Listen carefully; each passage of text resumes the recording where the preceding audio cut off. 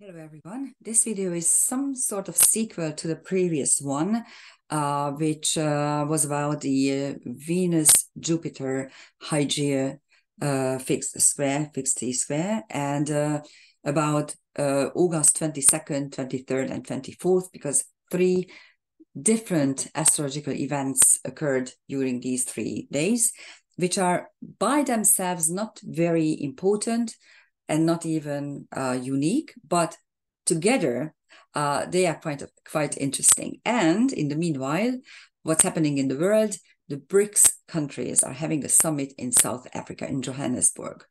And you might know what BRICS means. There are all sorts of acronyms that are very, very telling. For example, about 13 years ago, when the big economic crisis occurred way back in 2009, I think. Then in the EU, within the EU, some of the countries were called pigs. And it was Portugal, Italy, Spain, and Greece.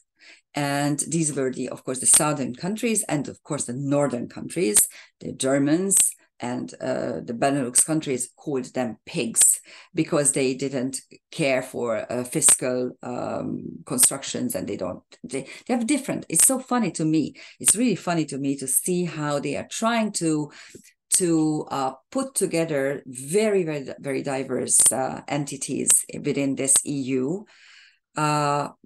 There's no way you can actually force someone living in the south of Spain not to have a siesta and work as diligently and hard as like a German worker. Although it's quite interesting, I don't give 10 years for the Russians before their whole country is falling apart, because whatever. This is another story.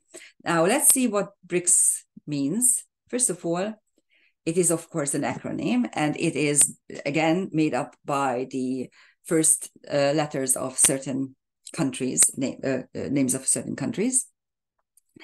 Actually, 4 countries formed BRICS, but then a 5th came also a member. So now we have 5 members of this BRICS group, and a lot of countries said that they want to be part of it. What are these countries? Brazil, Russia, India, China, and South Africa. And if you add those up, the population, they comprise 40% of world population. And if you look at them economically, then, and if you know by numbers that China is almost overtaking the United States, but these 5 countries definitely have a bigger economic power than the United States. And they are planning to come out with a new gold-backed currency, a new currency that would change the hegemony of the US dollar. And because at the moment, the US dollar is still kind of hanging in there. A lot of most of the trades are done using US dollars as a conversion currency. But there are some other countries, for instance, Russia itself, which are no longer using it because and this is how this will be the major decisive factor of change of world economic changes. When the US dollar is no longer going to supply the US economy with unlimited power and unlimited exchange power, let's put it this way. So if we look at the chart, and this, I'm not going to give you a detailed analysis because my previous video, which is about exactly the same period of time, August 22nd, 23rd, and 24th, and the title of which is Venus-Jupiter Hygiea fixed T-square. You can actually take a look and try to find it. There I tell you everything about these figures. We are going to concentrate on this particular portion of the chart because it really is very telling. Because if BRICS countries become more powerful and there are more and more members joining them, it's going to replace the American hegemony for sure. So there's a planetary picture at 4-5 degrees of the signs. As you can see, the moon is in Scorpio. In itself, the fact that the moon is in Scorpio gives you some sort of power to the space-time moment. Scorpio moon is all-seeing, all-understanding. Judy Hall, my master, had a Scorpio moon, and she always said, this is all you need to see, to understand stuff. You can go very deeply, you can go to the rock bottom of things, you can of course go down to hill and come to the worst portions of hell and come back. Those who have a Scorpio moon know what I'm talking about. But at the same time, it also represents some sort of secrecy, some sort of I'm not going to show what I truly think.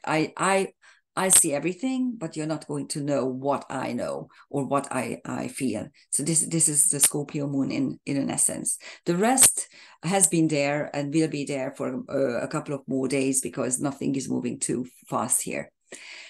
Retrograde Saturn is coming into an opposition once again with trans-Pluto. And Juno is also in the picture, Juno in Leo. And there are two planetary pictures, really, two configurations that are intertwined here. There's a fixed water engine and a mini engine. Let's take a look at the fixed water engine first. Engines are made of a square, a trine, and a quincunx.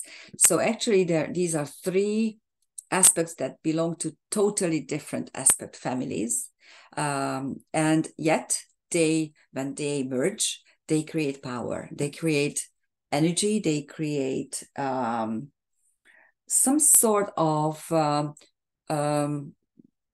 moving power, really. If you think, that's why they're called engine, because the square gives you the momentum, the trine gives you the blessing, and the quincunx gives you the karmic intent. And when these three are together, that whenever you have this in a chart, you can be sure that the native will become very successful in those spheres and areas that the three celestial objects indicate. In this case, the square is a fixed square. That's why it's a fixed water engine, because the square is fixed and the trine is in water signs. And Juno in mundane charts represent not the spouse or the first lady, but covenants, contracts, pacts. In Leo, this is a new emerging ruling pact. Let's put it this way. And the Scorpio there indicates, the Scorpio moon and the square indicates that, yes, these countries weren't always pals, to say the least. Actually, Kissinger's strategy was always to keep them apart, Russia and China. He always stated it's very, very important that these two countries are not in some sort of covenant. They should remain enemies, otherwise they become too powerful. Now, the very bright and intelligent American administration now managed to throw them in each other's arms. I mean, it's ridiculous. So whatever Kissinger was afraid of, now it's happening. So the Juno and Moon fixed square indicate this sort of animosity.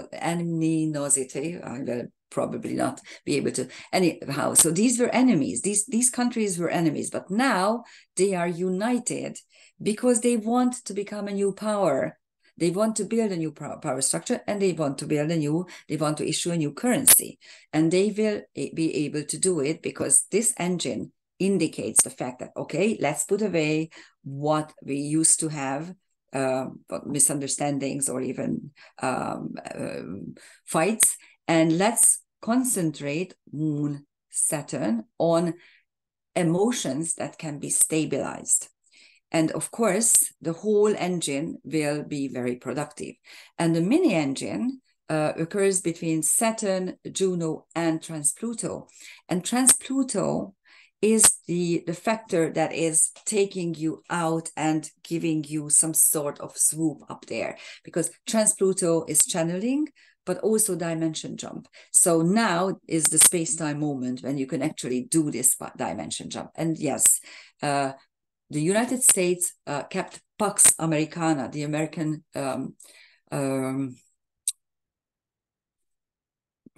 how shall I put Pax is of course peace, but it's more than that. Pax Americana was some sort of a world order by which he decided who is the enemy, who is a friend, and where should be order. And of course, a couple of million people died in the effect. But in Europe, there was peace. We can say that for sure. Now, this is falling apart at the moment, and the world seems to be becoming multipolar. So there's not just bipolar, but multipolar. And this power structure in the past hasn't been very effective, to say the least, because when you have two enemies or two pillars of order, those can actually keep a balance. But when you have a multipolar structure, there will be always fights between some participants. So I'm not actually convinced that this will be better, but the fact remains that you, my dear American fellow men, let's put it this way, you lost your ability to rule the world. And you also committed a lot of crimes, and you also were not very nice to certain nations. So you actually now you have to drink this cup, this not very nice cup that you concocted for yourself. Anyhow, here are the transcendental objects that are again telling us just fine-tuning the original story. On the moon, you have Parsifal, Thetis, Plutarchus, and Rhadamanthus. So there is a night. There is the ancient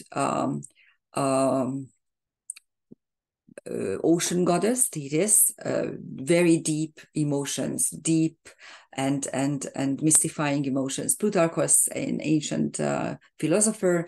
So we need philosophy. We need a new philosophy, or we need to go back to an original philosophy, which can be utilized now. And Rhadamanthus, who used to be Crete's king after the Minotaur story. He restores order in Crete, in the island of Crete, and he, by the way, he is the son of Zeus and Europe, and he is creating very nice and very just new rules and regulations. So after his death, Zeus makes him one of the judges of the underworld. So just laws, new laws that are just, that are restoring order. That's what Rhadamanthus indicates. On Saturn, you have Gong Gong and two fixed stars, Fomalhaut and Sada Melek. I talked about these two stars a lot, and of course about Gong Gong as well. Gong Gong is a Chinese figure. It's a huge snake-like mystical figure with a human head, but this head is made of iron and his forehead is made of copper. And in one of his fights, his head is creating a huge hole on the canopy of the cosmos, and disorder reigns. So Gong Gong is the archetype of disorder, causing cosmic disorder. And this is exactly what's happening. Saturn is trying to keep things in order. Gong Gong is disrupting everything. And luckily, there are two beautiful stars, Fomalhaut, which is the alpha star of the sun and fish, denoting mysticism, and Sada Melek, which is the alpha star of Aquarius, the luck of the king. It's a lucky star. So hopefully this balance between destruction, complete destruction, and order will be restored somehow, will be balanced. On Juno, you have Hammurabi, Hestia, and Silurus. Hammurabi is interesting because there's another king who is producing law, who is producing law and order. So we have two law and order figures here, Hammurabi and Rhadamanthus in this. So there's a new order. There's a new order being formed, and a new currency and a new commerce agreement, everything that is replacing the old order. That's what you are seeing here. Hestia is the focusing principle, also the high priestess. And so something like Vesta, but even more about how you perform a ritual. So Hestia is the keeper of rituals, and Silarus is one of the centaurs who is not very happy about being a centaur. He wants to better himself. He wants to beautify and better himself. So he is interested in the arts and in knowledge, and he's the most handsome of the centaurs, and he represents the notion that I may be base born, and to use an old-fashioned expression, but I want to better myself, and I'm striving to become better. So whenever you don't accept your surroundings or your family background, and you want to better yourself, and you're not whining and screaming injustice, no, you're doing something for achieving it. And on Trans Pluto, you have Tristan, another shiny knight, or knight in shining armor, and Hypnos, who is the pair of Thanatos. So Hypnos is sleep, deep sleep, and it indicates some sort of mystery, some kind of something that is not real yet, something that is that occurs only in dreams or hasn't manifested yet. And Trans Pluto is the dimension jump, so we have those here. And of course, in such space-time moments, I'm always searching for more. And here you can see further transcendental celestial objects at 4 to 5, 6, maybe 5.5 degrees in the signs. And I'm not going to list all the configurations here. You can actually try to find them. There's one which is probably the most important, the Cardinal Grand Cross, involving Diana, Raifonos, Pholus Quaoar, and Pandora Okiro, but there are a number of others. But let's take a look at these celestial objects to further specify the space-time moment. And we are going to start with Aries. In Aries, you have Okiro and Pandora. Pandora is the woman who opens the jar, which is a putos, really. It's like it's not a box, definitely not a box. It's more like a huge jar that you keep stuff, for instance, grain. And Pandora represents something that the world is trying to hush, but it is coming to light. And that's exactly what's happening, because what sort of things are coming to light, depending on whether you are a Democrat or a Republican, whether you are a lefty or a righty, whether you are a communist or a Nazi, to use stupid labels, which are no longer true. You will note that things are coming to the light. And of course, depending on your notions, you will gather the stuff to your benefit. That's what's happening. And then Okiro, who is a centaur, and she's the daughter of Chiron and Chariklo. She inherits all the special traits from her parents, but he's utilizing it in a bad way, according to the fates, who are always punishing her because she's blurting out stuff that she's not supposed to. So she gets so fed up with the whole thing that she transforms herself into a horse and doesn't speak. And this is a centaur that describes the notion that I know what I know, but I can't say it because I'm being punished. That's exactly what's happening in the world now.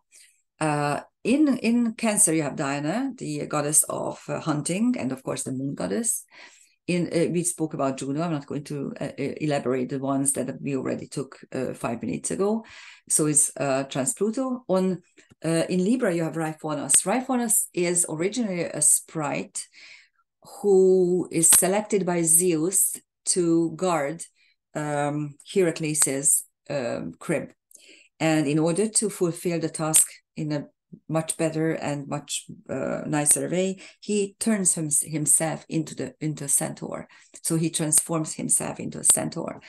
And Raifonos usually denotes some sort of decision where I become something completely else. So there's a complete transformation for the sake of a sacred duty that I accept. So that's what's happening. The moon we talked about in Sagittarius, you have Hermes and Tantalus, two juxtaposed archetypes, because Hermes, of course, is the light, nice little god who is moving very, very fast, and he is sending messages or carrying messages. He is the Greek counterpart of Mercury, of course. And Thanatos is a very dark figure who, to impress the gods, he invites the gods for a feast and serves his own child as the dish. So, and of course, he is being punished. So there's a light and a very dark energy here in one of the corners of this complex planetary picture. And in Capricorn, we have Pholus and Quaoar. Pholus is another centaur who wants to be a much better energy than his base-born self. He becomes a seer and an oracle and a very, very wise person. He is one of the tutors of Heracles. So again, we have the notion of, I want to be better than what is my due according to my birth. And Quaoar is a TNO, so a trans-Neptunian with a longer orbital period, not short as centaurs usually are.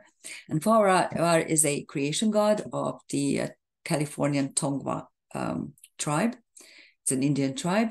And he is born into nothingness. So all of a sudden he knows that he is born, but he is standing in nothingness, and he has nothing except his physical body and his voice. And what he does is he starts dancing and singing. And first he dances and sings into being, into existence, the sun and the moon, and then the three of them join and create everything in the world. And this is the ability. This describes the ability to create out of nothing with what you have, what you own, the base minimum what you own. You are able to create worlds. That's one of my favorite centaurs or TNOs. And yeah, I think we finished. So that is the space-time moment of BRICS, the BRICS summit. It will be interesting to see what they are actually achieving during these days while the summit is in Johannesburg.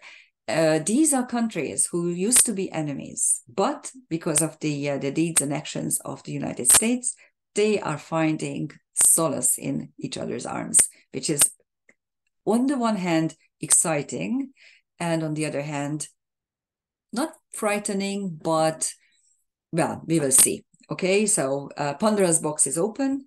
For sure, Pandora's jar is open, and there will be some hidden stuff for sure. They're not going to publish everything that, but we will see. All I can say to you, watch the news and pay attention to what is happening on this summit, because this may be the start of the manifestation of a new world order, which may be better than the previous one, or it could be much worse. I don't really trust China, and I don't trust the Chinese method of things. Neither do I trust Russia, by the way. So I'm not happy that the United States is giving up Pax America, but eventually, what can we do? So let's hope that something nice is coming out of this, and we are not going to suffer even more. Thank you for listening. Bye-bye.